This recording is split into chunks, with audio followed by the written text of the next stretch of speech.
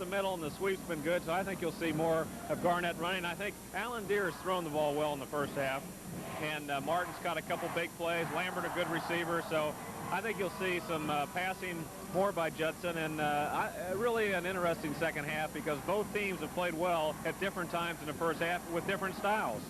Let's take a look at the halftime stats. At the halftime, Judson 5 first downs to 8 for Midland Lee, 206 yards. Everything that Lee has gotten, they have gotten on the ground. 179 yards total offense for Judson. It's about a 2-to-1 spread there. Only one turnover so far. That was a Lee fumble by Garnett that was recovered by Mark Milligan and resulted in a 25-yard touchdown drive by Judson, the first TD of the game. Time of possession still on top of Converse Judson. Pryor has 2 touchdowns, 1 from 5 and 1 for a yard out. That gives him 34 for the year. And for Midland Lee, Jones 51, Garnett 1-yard run, and on the reverse, Billy Gibbs with a 40-yard run. That accounts for our 21-13 score at this time. Both teams back on the field, and we're ready to go with the second half here momentarily. And the sun has started to break through, believe it or not.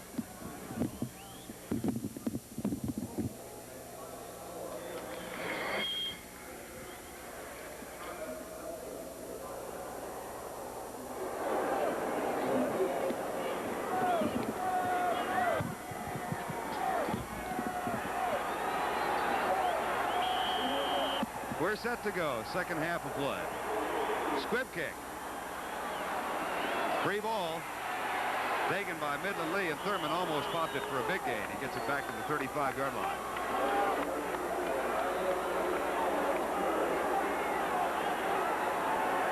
Neither team has ever been in a state championship match before. Spike Dykes at Midland Lee and Frankie Arnold at Converse Judson, the respective coaches. At quarterback, back in now for Midland Lee will be number 15, the starter, Jeff Motley. He was injured, came out, gave way to Dennis Mata. Mata led them on a touchdown drive. And now 1st and 10 from the 35. Here's the pitch sweep again. But Bobby Acosta, number 63, was ready for Tyrone Thurman and made the tackle. Well, they forecast partly cloudy skies, and at last we've gotten them. Coach? Well, I figured they'd come right out running this pitchback sweep, but apparently so did Converse Judson because they defended that one well.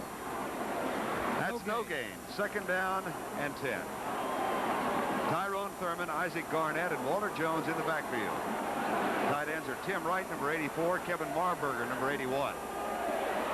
And off to the second man through, Walter Jones, about 3. Now, Midland Lee has not attempted a pass yet today. They've got a 3rd down and 7 now, or 3rd and 6. And Alan Bell shaken up on the play, the center, number 52. And they have sent the trainers back out to check on, or it's number 60. He's the one that threw that key block on that reverse a minute ago. Tracy Sherman is the injured player. You know, Tracy had an unusual thing. He went to the White House with the choir, the high school choir, sang at the White House. Pretty impressive, huh? That's an opportunity for a young man. For a tackle. Ain't bad for a tackle. Wonder if he's a tenor. I bet not. 3rd down and 6. This could be the first pass of the day for the Rebels. Nope. Should have been. David Trees, number 65, made the tackle. Walter Jones carried the ball. It'll be a punting situation now for the Rebels of Midland Lee. Tim Wright, number 84, drops back to kick, and A.J. Jones and Alton Martin retreat to return it. Not any pressure. Kick is up. Gets a Rebel roll to a degree down to the 27-yard line.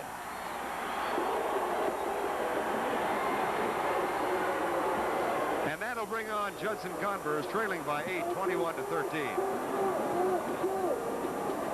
They will open with Alan Deere at quarterback, Chip Lambert and Chris Pryor. Pryor, by the way, in the first half, 62 yards, 17 carries, 2 touchdowns. He had over 200 last week in the win over Houston Yates. There was Frank Arnold on the sideline. Pitch out. Lambert. About 2, and Michael Johnson makes his 10th tackle of the day. There's Michael Johnson, 6'3", 200-pound senior middle linebacker. And it'll bring up a second down and officially 9 with 9:50 to go. Boy, they break that huddle quick, don't they? They do. I think Dero's going to throw this football this time. Whoop. Nope. Lambert. Put it in his belly, pulled it out, pitched it to Lambert. He's got enough for the first down. He threw it, Roger. He just threw it backwards. Threw it backwards, and that's the weak side option that's been successful. In the first half, they ran the same thing, and Lambert, see, they're going back to the weak side away from the tight end. He pitches it to the outside, the same one Lambert ran the first half when he had the face mask call. It's been a good play for him. Uh-oh, the little activity out of bounds over there. Better talk to that kid, Spike. Lambert has a 5.4 yards per carry average. He's carried for 54 yards now. First down 10, Rockets. Deere will keep it. And that's a pickup of about 6. Thomas Manley, number 44, made the tackle. Well, the hash marks are different in high school and professional football, so the short side of the field is significant as far as being bottled in. Before, they went to the weak side into the short side, and they got good yardage. This time, they set their tight end into the short side of the field. They went wide, and they went away from the tight end again on the option. This time, Deere kept the ball. So they're mixing it up. They're using field position. They're going into the sideline close and also into the wide side of the field. Here's Pryor looking for some help, doesn't get it. Eddie Kittle and Sergio Ochoa make the tackles back at the 43. Ochoa has been an active cornerback today, 5'11", 150-pounder. Yeah, this is good force right here. They really string this play out. And of course, number 76 is waiting in the middle, Eddie Kittle, and he actually ran down the play to the outside, but also number 40, Earl Davis, was waiting to the outside, so there was good force on that play. Play action. Pass is caught. Clarence Westerndorf should be able to move the chain with a first down on a key third down catch. This is a crossing pattern off the play action fake. The linebacker still went back, but Westendorf was coming underneath just enough for the first down. He's got 13 passes this year, and that's a big first down. That's his first today, but it comes on a 3rd and 7. 8:19 to go, third quarter, 21-13. Midland Lee leads. Here's the half roll. They're going deep into man coverage for Lambert, who's open, and the ball is knocked away by Earl Davis, number 40.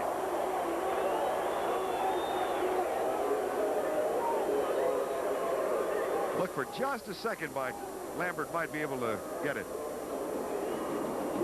That was a long throw. He was back again to that short side of the field, and he had to throw it all the way across with a half roll. He still got enough distance, but Davis was back there, and Lambert just couldn't get onto the ball. Second down and 10. 4-3 Lee defense. Pryor. Touchdown. No flags. Great strength. There's been some great plays in this game. I'll tell you, it's an exciting game because of the big plays, the great plays, and these two teams are really showing they're the best in the state. They're not making a lot of mistakes, and they're just making good plays and big plays on both sides of the football. There it is. Again, before they had pitched out to Lambert, this time they kept the ball, stuck it into the gut of Chris Pryor, and he broke a couple of tackles down that sideline. But they were looking to the pitch to the outside of Lambert. Old Pryor had the ball inside, and there he goes. Ricky Jackson was the last man who had a shot at him, and somebody got a great block on Michael Johnson, the middle linebacker, to free him at the line of scrimmage. That's a 72-yard drive in 7 plays, and now timeout has been called. It's 21-19, and I wonder if, well, Frankie Arnold's going to talk to his troops, and Spike Dykes will talk to him.